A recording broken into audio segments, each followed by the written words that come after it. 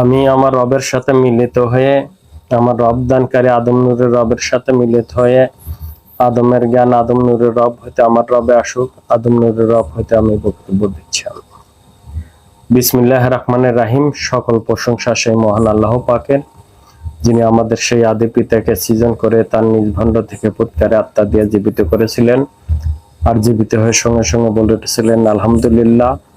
আমরাও আজ অনাদিকাল পরে সেই পিতার আকৃতি সুরত পেয়ে, পিতার সেই নফস পেয়ে আমরাও নিজ নিজ কলবের দিকে একবার খেয়াল করে বলে ওঠে আলহামদুলিল্লাহ। পর যে নবীন নবুয়তে এসে আমরা হাজির হয়েছি, তিনি হলেন বিশ্ব নবী এবং ইসলাম ধর্মের প্রচারকারী এবং প্রতিষ্ঠাকারী। সকল নবীন নবী সেই নবীর শানে একবার খাস দরুদ শরীফ পাঠ করি। আল্লাহুম্মা সাল্লি আলা সাইয়্যিদিনা মুহাম্মাদিন।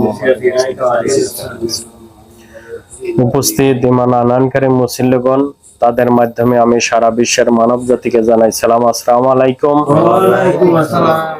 আমি আদম নূরের বাণী সকল মানব জাতির কাছে পৌঁছা দিচ্ছি। আমি নফসের জাতে আদম, রব্বের জাতে আদম। আজ সোমবার, প্রত্যেক সোমবার এই মুর্শিদ আদম নূরের তরফ থেকে সাপ্তাহিক অনুষ্ঠান হয়। আজও সেই সাপ্তাহিক অনুষ্ঠানে আমরা কিছু হেদায়েতি ভাই ও বোনেরা মিলে সেই অনুষ্ঠান পালন করছি।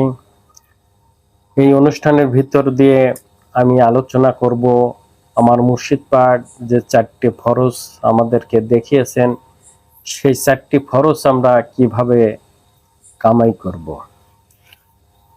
তে এই যে ফরজ সত্য বা ফরজ আনা হয়েছে, কি জন্য এই ফরজ আমরা পড়ি বা কি জন্য এই ফরজ সত্য আনা হলো, কি জন্য, তার কোনো কিছু আমরা জানি না। শুধু এই নামাজের ফরজ বা অজুর ফরজ এমনি ভাবে আলেম পীরদের কাছ থেকে অনেক ফরজ পাওয়া যায়। অনেক ফরজ তারা দেখায় যে অজুতে ফরজ, গোসলে ফরজ, নামাজে ফরজ, নামাজ আমরা ফরজ এবং সুন্নত পড়ি। এমনি ভাবে অনেক কিছুতে এই ফরজ দেখায়, ফরজ গুণ দেখায়। কিন্তু কোরআনে 5টা ফরজের মূল বিষয় পাওয়া যায়। কিন্তু সেখান থেকে আমার মুর্শিদ পাক হযরত আমির আলী আত্মসত্তা বিলাইতি আমাদের 4টি ফরজ সত্যকে দেখানো হয়েছে। তার মূল সত্য হলো সেই ইমানি নূর। তো এগুলো আমরা এই মানব জাতি বা এই মানব কিভাবে জানবে, কিভাবে বুঝবে, তাও মানব জাতি কখনো জানতে চিনতে পারে নাই। যে ইমান কি, ইমানের কথা বলা হয়েছে, দিন কি, দিনের কথা বলা হয়েছে, এই রবের কথা বলা হয়েছে, এই সালাতের কথা বলা হয়েছে। তাহলে এগুলো কিভাবে হবে, কিভাবে আমরা কামাই করব, কিভাবে এটা আমরা নিজের করব, এগুলো কোনো জায়গায় পাওয়া যাবে না। যে আমি আমার সেই পথ ধরে চলবো, আমার সেই ইমান বলতে এই জিনিস, এগুলো এই 1500 বছরের ভিতর কোনো মানুষই জানতে চিনতে পারে নাই, বুঝতেও পারে নাই। শুধু ইমান আনা, বিশ্বাস, বিশ্বাস তো বটে বুঝলাম, কিন্তু সেই বিশ্বাসের কি পরীক্ষা হয়? কোরআনে যে বলা হলো যে তুমি ইমান আনো, ইমানের পরীক্ষা দিয়ে তুমি সার্টিফিকেট গ্রহণ করো। তাহলে সেই ইমানটা কি আনলাম, সেই বিশ্বাসের কি পরীক্ষা দিলাম আমি, সেই পরীক্ষা দিয়ে কি আমি হাসিল করলাম? এই 1500 বছরের ভিতরে আপনারা কি কি জানতে পেরেছেন যে অমক পীর সাহেব বা অমক আলেম সাহেব তার সেই ইমানের পরীক্ষা দিয়ে সে এই ইমানি নূরকে হাসিল করেছে, সে এই বিশ্বাসের উপর পরীক্ষা দিয়ে সে এইটা হাসিল করেছে, তার সেই ইমানি নূর বলতে এই জিনিস সেটা দেখাইছে। এরকম কি পাইছেন? তুমি স্বীয় রবের ইবাদত করো। কোন মানুষকে এই 1500 বছরের ভিতর, আমরা তো এই হযরত আদম আলাইহিস সালামের পর থেকে, প্রথম মানুষটা থেকে এখন পর্যন্ত যত মানুষ আসছে বা আসবে, সকল মানুষই তো ধর্ম পালন করবে, না করবে না? তাহলে এ পর্যন্ত এই 1500 বছরের ভিতরে সেই আদম আলাইহিস সালাম থেকে এখন পর্যন্ত কোন মানুষটা বলতে পারেছে যে আমি আমার সেই স্বীয় ধর্ম পালন করি, আমি আমার সেই স্বীয় ধর্ম বলতে এই, আমি আমার সেই দিন বলতে এই দিনকে কামাই করেছি, আমার সেই স্বীয় দিন বলতে এই জিনিস? তা কি বলতে পেরেছে? আমার স্বীয় রব বলতে এই জিনিস, এর ভিতরে কেউ কি পরিচয় দিতে পেরেছে? সবাই পরিচয় দিয়েছে কি আমি নবী হয়েছি, আমি রসুল হয়েছি, আমি পীর হয়েছি, আমি আলেম হয়েছি, এগুলোই। কিন্তু এগুলোর কোনো পরিচয় আপনারা এই পৃথিবীর ভিতরে কেউই পান নাই, কেউ জানতেও পারেন নাই, কেউ বুঝতেই পারেন নাই। এগুলো তো কোরআনেই ছিল। তাহলে কোরআনের যে আলেম হয়েছেন তারা কি এই আয়াতগুলো দেখে নাই?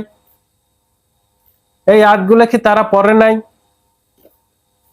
তারাই তো ওয়াজ মাহফিল করে সব সময় মানুষকে বুঝায়, যে বিশ্বনবীর হাদিসও বলে যে আদম সুরাতি ছাড়া জান্নাতি না, তুমি মান দিনুকা, তোমার রব দিন কি ছিল, মান রব্বুকা, তোমার রব কি ছিল, বিশ্বনবী বলে গেছেন।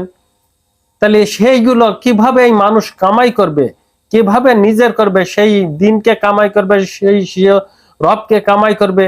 তার কি পথ কেউ রচনা করে দিয়েছেন? তার কি পথ কেউ দেখাইয়াছেন যে তোমার দিন বলতে এই, স্বীয় দিন বলতে এই, তোমার স্বীয় রব বলতে এই, তোমার আকিমুস সালাত বলতে এই? সবাই শুধু নামাজ পড়ো, রোজা করো, আর যা কিছু করো সব কিছু মাপসাপ করে তোমাকে নবী মাপসাপ করে জান্নাতে নিয়ে যাবে। এই যে জান্নাতের লোভ দেখায় আমরা মানব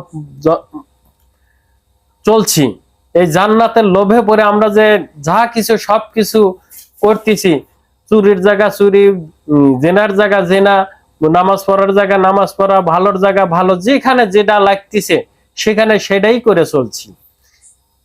এর ভিতর দেখে আমরা সেই জায়গায় পৌঁছাতে পারবো, সেই জান্নাত পেতে পারি?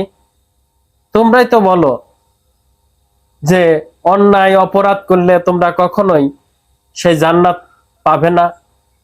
তাহলে সেগুলো কেন করে তোমরা আবার নামাজ পড়তে যাও?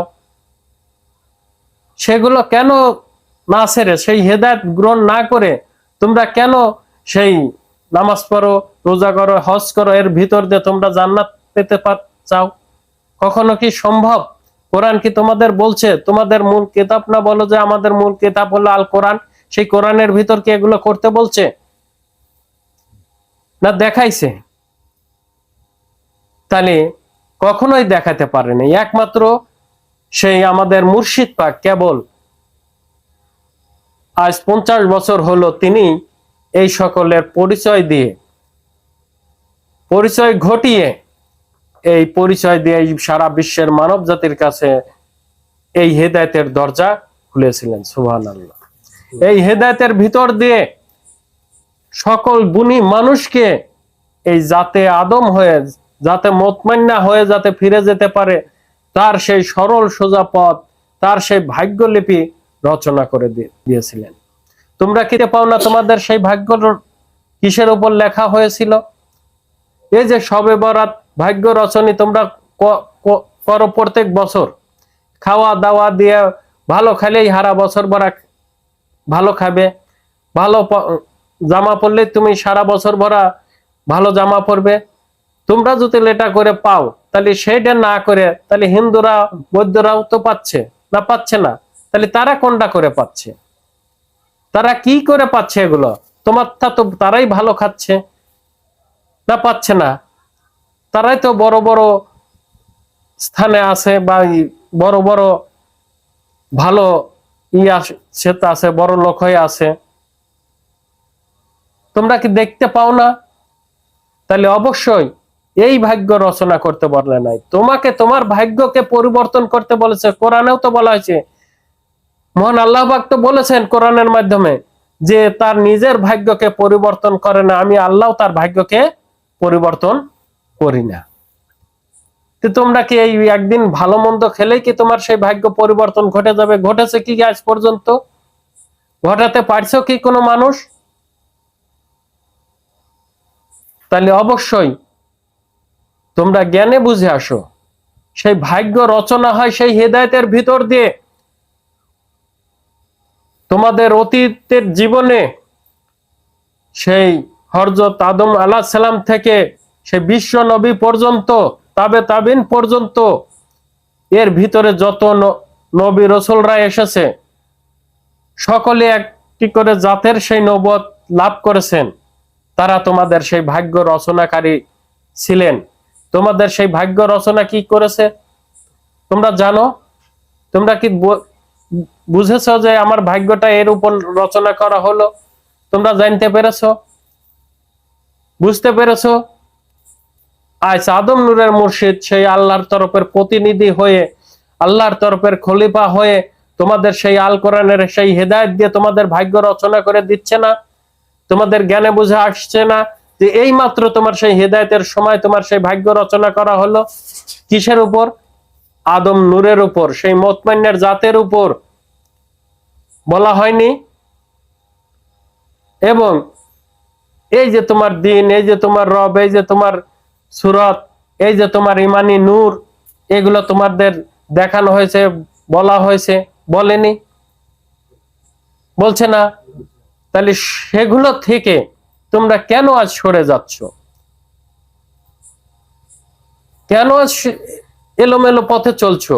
অবশ্যই তোমার সেই ভাগ্য তুমি হয়তো বুঝতে পারো নাই, তুমি হয়তো জ্ঞানে বুঝে আনতে পারো নাই, তাই তুমি আবারও সেই অতীত জীবনে ফিরে যাচ্ছ। তাহলে অবশ্যই আমরা এই যে 4টা ফরজ আমাদের মুর্শিদ পাক যে এনে দিলেন, সেগুলো কিভাবে কামাই করব, কিভাবে নিজের করব, কিভাবে সেগুলো পাওয়া যায়? তোমাদের দেখো, তোমাদের আমি জ্ঞানে বুঝে এনে দিচ্ছি। যখন মুর্শিদ পাক হেদায়েত দিছে, তোমাকে বলে নাই যে এই যে ঈমান এনে দেওয়া হলো, সেই ঈমানের যে নূর, ঈমানের যে নূরের দ্বারা তোমাকে দেখার সুযোগ করে দেওয়া হলো, এখন থেকে তোমার এই চোখ দ্বারা ভালো দেখবে, ভালো করবে, কখনো খারাপ দেখতে যাবে না। ভালো দেখার ভিতর দিয়ে তোমার এই দিনকে সেই দিনের সাথে মিলিত করবে। না কি করেছে? এটাই তো করেছে। আর খারাপ দেখলে তোমার এই দিনকে নষ্ট হয়ে যাবে, না কি বলেছে? তাহলে এর বাইরেও তো অনেক কিছু থাকতে পারে। যারা সেই দিনকে সেই ভালোর পথে নিয়ে যায়, ভালোর করে, আর কখনোই এই দিন দ্বারা খারাপ দেখে না, ঠিক তারই আরো কিছু কর্ম আসে এই দিনের, আরো কিছু কর্ম আসে, যাতে এই কর্মের দ্বারা সে নিজের করতে পারে, যাতে সে নিজের করতে পারে। শুধু ভালো কাজ, ভালো দেখার ভিতর দিয়ে এই দিনকে কামাই করা যায় না, খারাপ দেখার ভিতর দিয়ে নষ্ট হয়ে যায়, কিন্তু ভালো দেখার ভিতর দিয়ে এই দিনকে নিজের করা যায় না। এর আরো কর্ম আছে। যেরকম আমরা একটা জিনিসকে ভালো ভালো রাখার জন্য ফ্রিজে রাখি না, ফ্রিজে রাখি না, ওটা 2-1 দিন তো এমনি রাখা যায়, জাল দিয়ে রাখা যায় না? তাহলে আরো বেশি দিন রাখার জন্য, আরো ভালো করার জন্য ফ্রিজে রাখি না? তাহলে অবশ্যই অবশ্যই তাহলে এই দিনকে এই ভালো দেখার ভিতর দিয়ে শুধু দিন ভালো হয়, কিন্তু কামাই করা যায় না। কামাই করতে আলাদা জিনিস লাগে, কামাই করতে, নিজের করতে আলাদা বস্তু লাগে। সে বস্তুটা কি তুমি জানো? সেই বস্তুটা কি তুমি কখনো দেখছো যে এই বস্তুর দ্বারা আমার দিনকে নিজের করা যায়? ভালো দেখার ভিতর দিয়ে আমি ভালো করলাম, আমার দিনকে ভালো চালিত করলাম, এটা তো মুর্শিদ পাক বলে নাই। তুমি যখন তোমার দিন দ্বারা আর কখনোই খারাপ দেখবে না, তোমার দিন এমন দিন হয়েছে সেই দিন দ্বারা আর কখনো খারাপ চোখে পড়ে না, ঠিক তখনই তোমার সেই কর্ম আসবে, তখনই তোমার সেই মহাদিনের সাথে মিলিত হওয়ার জন্য কর্ম আসবে। তুমি তখন বুঝতে পারবে যে এই জিনিসটা করলে আমার এই দিন আমার হবে, আমার সেই মহাদিনে পরিণত হবে, আমি সেই আদম নূরের দিন যে আমার সেই ইমানি নূর যে আছে ভিতরে, তার সাথে মিলিত হবে। তখন গিয়ে বলতে পারবে যে আমি সেই আদম নূরের দিন দ্বারা দেখি। এই যে সালাত, সালাত কিভাবে ভালো হয়, কিভাবে নষ্ট হয়, সেটাও তো মুর্শিদ পাক দেখিয়ে দিয়েছেন, না দেখান নাই? তাহলে ভালো হয় খারাপ হয় এটা দেখিয়েছেন, কিন্তু কামাই হয় কিসের, এই সালাত নিজের হয় কিসের, কায়েমত হাসিল হয় কিসে, সেটা কি বলেছেন? বলেছেন কি? তাহলে এরও কর্ম আছে। যারা সেই কর্মের সেই ভালোর দিকটা ধরে চলে, সেই ভালো হয়, ঠিক তখনই যাতে এটা নিজের করা যায়, তখন তার সেই কর্ম আসে। সেই কর্মের ভিতর দিয়ে সেগুলো করলে তখন সে নিজের হয়। যখন ভালো হয়, যতক্ষণ ভালো না হয় ততক্ষণ এই কর্ম আসে না। যে ভালো মন্দ সব মিলে চলছে তখন তার কোনো পরীক্ষা হয় না। হয় কি? হয় কি? তাহলে যখন তোমার সেই সালাত পরিপূর্ণভাবে ভালো হবে তখনই তোমার সেই সালাতের পরীক্ষা আসবে। সেই পরীক্ষায় যখন তুমি উত্তীর্ণ হবে তখনই তোমার স্বীয় সালাত কামাই হবে, তোমার স্বীয় দিন কামাই হবে, তখনই তোমার স্বীয় রব কামাই হবে। বুঝে আসলো? তাহলে অবশ্যই আমরা সেদিকে পথ চলি। এই যে আবে হায়াত বা এই যে হজ, এই যে কোরবানি, এই যে বলি, আমরা কোরআন ফানার কথা বলি, তোমরা কি দেখেছো কখনো এই কোরআন ফানা? আমরা তো বলেছিলাম এই কয়েকজন লোক করেছিল, তাদেরকে জিজ্ঞাসা করো তারা করছে কিনা। তাহলে এর বাইরেও তো এগুলো আছে, আমরা যেগুলো বলি এগুলো তারা যদি এটা করে থাকে তাহলে আমরা এগুলো করছি, তাহলে এগুলোও আছে, তা নাই? এই যে তোমরা দেখো হিন্দুদের ধর্মে তারা কি করে, তারা তো ধর্ম পালন করে না, করার পরেও তারা আরো পবিত্র হওয়ার জন্য গঙ্গা জল ছিটায় না। কেন ছিটায়? গঙ্গা জলে যা গোসল করে না আরো পবিত্র হওয়ার জন্য? তাহলে কেন করে? তাহলে তোমার এই সালাত তো পবিত্র করে দেওয়া হয়েছে, ভালো করার জন্য তোমার পথ দেখানো হয়েছে। তাহলে এই সালাতে আরো যাতে ভালো হয় তারও তো পথ আছে, সেটা কি কখনো দেখছো?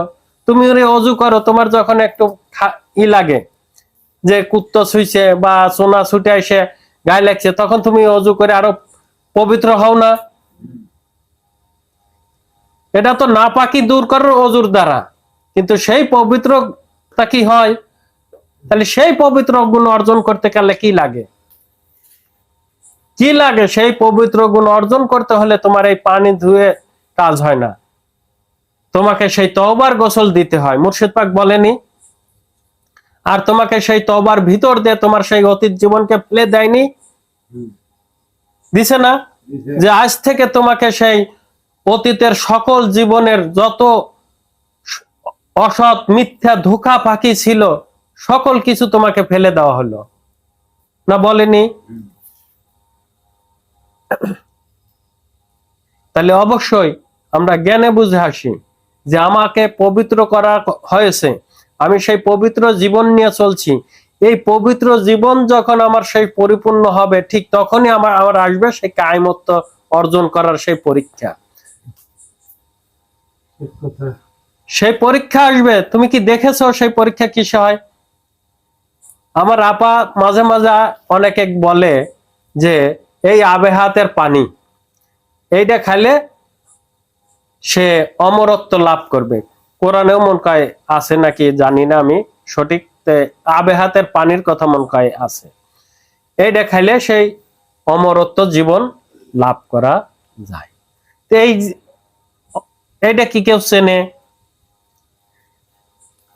এইটা কি কেউ চেনে? এই আবে হায়াত কাক কয়? গত শুক্রবারে আমাদের ভার্চুয়াল অনুষ্ঠানে একজন বলতেছে আপা এইটা বলে দেন, আমরা তাহলে এইটা করলি তাহলে তো আমি সেটা করতে পারবো, সেটা করতে পারবো। তখন আমি একটা তাকে বললাম যে আপনি ভাবতেছেন এটা সহজ, কিন্তু আপনি কি এইটা করতে পারবেন? তাকে একটা জিনিস দেখালাম, তোমরা এই যে দেখো না মুরগি মারা গেলে বা পাখি মারা গেলে, দেখো গরু মারা গেলে তার ভিতর থেকে দেও পারে না, পোকা বাড়ায় না, তাকে কীট পোকা বলে, তাই না? কীট। এই কীট কি তোমাকে যদি বলি যে তুমি খাও, তুমি খাইবে, তখন বলে যে না তো আমি খাবো না। তাহলে বললাম যে এরকমই সে একটা জিনিস আছে যাকে আবে হায়াতের পানি বলে, তোমাকে বললে তুমি খাবে না। যার দ্বারাই সালাতকে কায়েম করা যায়, এই সালাত নষ্ট হবে না যা ব্যবহার করলে। যার দ্বারাই যে আজমত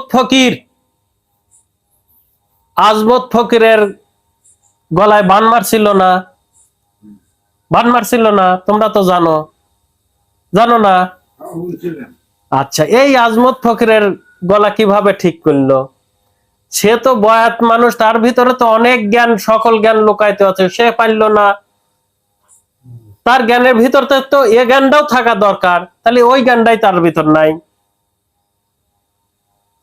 সে মুর্শিদ পাক বলে 4টা ফরজ, সে 5টা ফরজ বানা ফেলে। তাহলে এ জ্ঞানটা তার ভিতর ছিল না যে এর দ্বারা আমার সেই গলার বানকে নষ্ট করা যাবে, সেই বানকে নষ্ট করা যাবে, আমার গলা এর দ্বারা ঠিক হবে। এ জ্ঞানটাকে তাক দেয় নাই। আল্লাহ বলে তার সেই বয়াতের ভিতর সকল কিছু দিছে, তার ভিতর তো এ জ্ঞানটা আমি তো দেখি না। তাহলে সে কেন মুর্শিদ আমির আলীর কাছে আসলো, আদম নূরের কাছে আসলো তার গলাকে ঠিক করার জন্য? আজমত বললাম 5টা ফরজ। তুমি কি ধর্মদাতা? তুমি কি সেই ধর্মদাতা, না তুমি পালন কর্তা? মুর্শিদ আদম নূরি তিনি হলেন ধর্মদাতা, এই দিনই ধর্মের দাতা, সেই আল্লাহর তরফের হিদায়াত, আল কোরআনের সেই হিদায়াত দ্বারা এই মানুষকে পূর্ণ মানব হয়ে যাতে আখেরাতে ফিরে যেতে পারে, সেই মুতমাইন্নার জীবন কায়েম করে যাতে আখেরাতে ফিরে যেতে পারে, আদম নূরের মুর্শিদ সেই ধর্মদাতা। তুমি কোন ধর্মদাতা দ্বারা দেখলে যে 5টা ফরজ সত্য? তুমি কোন ধর্মের দাতা? তোমার সেই ধর্মের পরিচয়টা দাও, যে আমি এই ধর্মের গুরু, এর দ্বারাই আমি এই মানুষকে 5টা ফরজ দেখিয়েছি, এর দ্বারাই 5টা ফরজ দেখিয়েছি। তোমরা দেখো, মানব জাতি তোমাকে ভালো ভালো করে দেখাই। একটা মানুষের পূর্ণতা হাসিল করতে কয়টা আঙ্গুল লাগে? এক হাতে কয়টা থাকে? 5টা। ইয়াতে বাম হাতে কয়টা থাকে? 5টা। পায়ের লোক কয়টা থাকে? 5টা। আচ্ছা, মানুষের হাতে কতকের 6টা হয় না?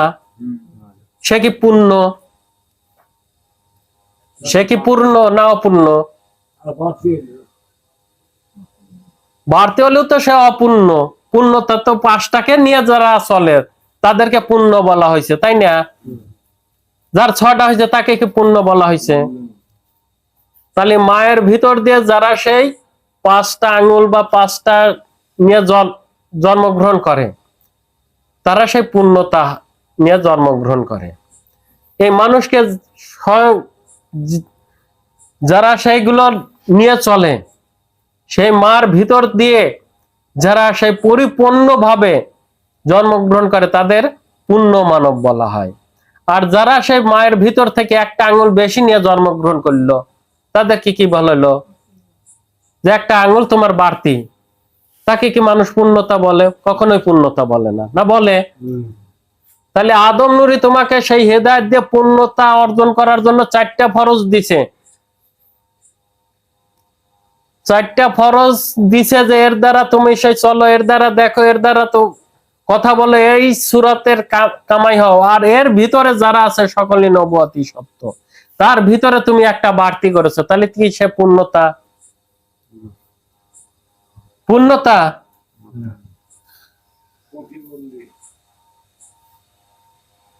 ঠিকই বলেছে হাকিম ভাই, আসলেই প্রতিবন্ধিতাকে বলা হয়।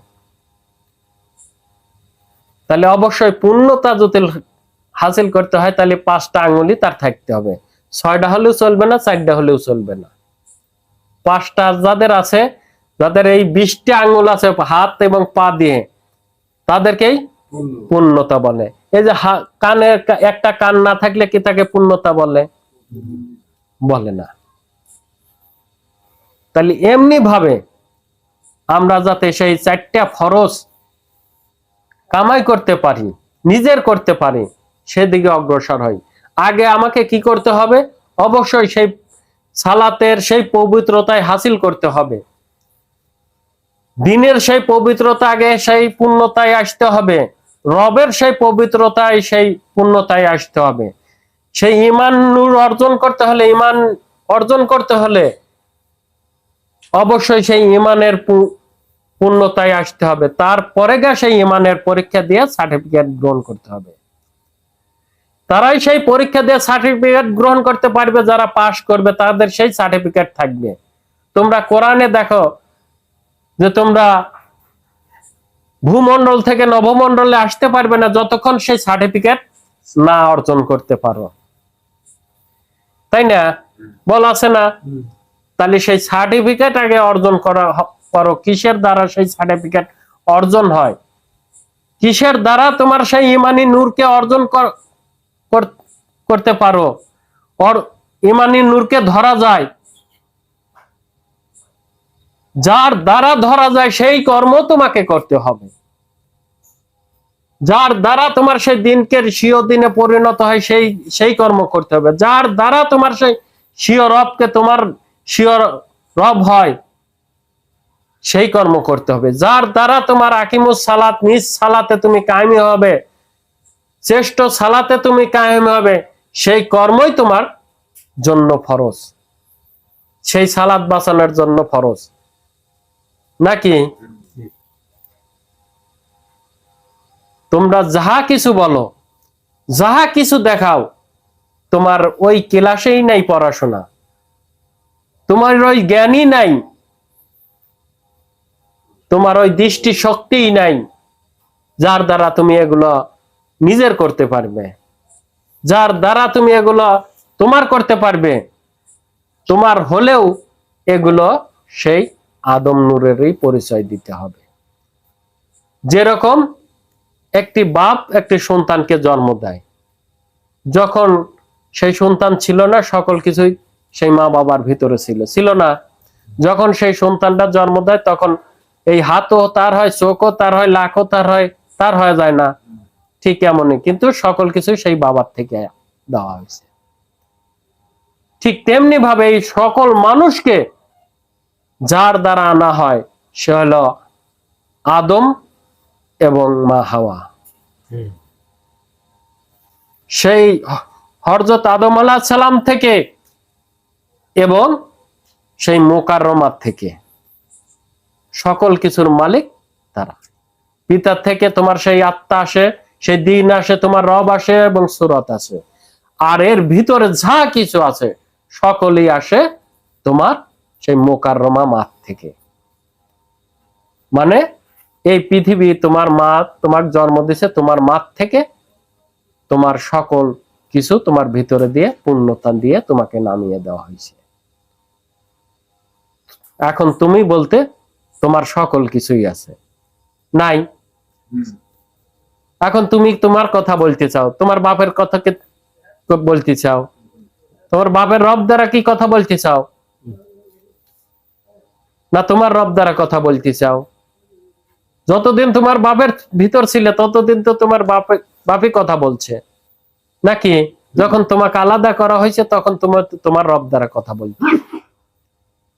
তাহলে অবশ্যই আমরা জ্ঞানে বুঝে আনি, জ্ঞানে বুঝে এনে পথ চলি। আমার মুর্শিদ পাক আমরা যাতে সেই মুতমাইন্নার জীবন কামাই করে সেই মুতমাইন্না হয়ে আখেরাতে ফিরে যেতে পারি, সেই পথ সেই সত্য করে দিয়েছেন।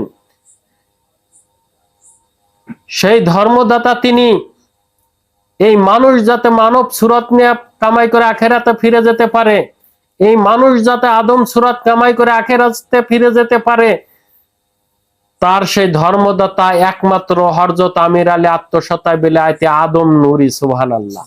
বাদ বাকি আর কেহ নাই। তার হুকুমত বলে, তার পারমিশন বলে কেহ সেই হেদায়েত দিতে পারে, নইলে এই হেদায়েত কারো ক্ষমতা নাই এই হেদায়েত দিতে পারে। কারো ক্ষমতা নাই এই আল্লাহর তরফের হেদায়েত দিয়ে তাকে মুতমাইন্নার জাতে শামিল করে, তাকে সেই আদম জাতে শামিল করে, সেই আদম সুরত কামাই করে আখেরাতে ফিরে যেতে পারে, এর সাধ্য কোনো মানুষের নাই। যদি থাকে তারাও আগে দিতে পারত। যদি কেউ পারতো তাহলে অবশ্যই তার সেই সকল কিছু আদম নূরের মতো পরিষ্কার করে এই মানুষকে বলতো, সত্য করে মানুষকে বলতো, সত্য দেখাতো, সত্য বুঝাতো এবং সেই নূরের উপর সেই ভাগ্য রচনা করে দিত। যেরকম অতীতের সকল নবীরা ছিল, আর এই দিনী যুগে এই দিনী যুগের একজনই কর্ণধার, সে হলো হযরত আমির আলী আত্মসত্তায় বিলায়াতে আদম নূরি, আর বাদ বাকি কেহই নাই। যদি আপনারা সেই মুতমাইন্নার জীবনে যেতে চান, সেই আদম সুরত কামাই করতে চান, মানব হয়ে আখেরাতে ফিরে যেতে চান, অবশ্যই আপনাকে সেই আল্লাহর তরফের প্রতিনিধির কাছ থেকে আল্লাহর তরফের হেদায়েত নিয়ে সেই আদম নূরের নফসের উপর আপনাকে সেই ভাগ্য লিপি, সেই ভাগ্য কিতাব, সেই সবে বরাত রচনা করে দিবে সেই হেদায়েতের ভিতর দিয়ে। আপনি যদি সেই পথ ধরে চলেন, সেই হুকুমত মেনে চলেন, তবে গাই আপনি সেই মুতমাইনের জীবনে বা সেই আদম সুরতের সেই ভাগ্য রচনা করে আপনি আখেরাতে ফিরে যেতে পারবেন, নইলে কখনো সম্ভব না। এই বলেই আজকের বক্তব্য আমি এখানে শেষ করছি। সুবহানাল্লাহ বিহামদি, সুবহানাল্লাহ আজিম। সবার প্রতি আমার সালাম, আসসালামু আলাইকুম। ওয়ালাইকুম আসসালাম।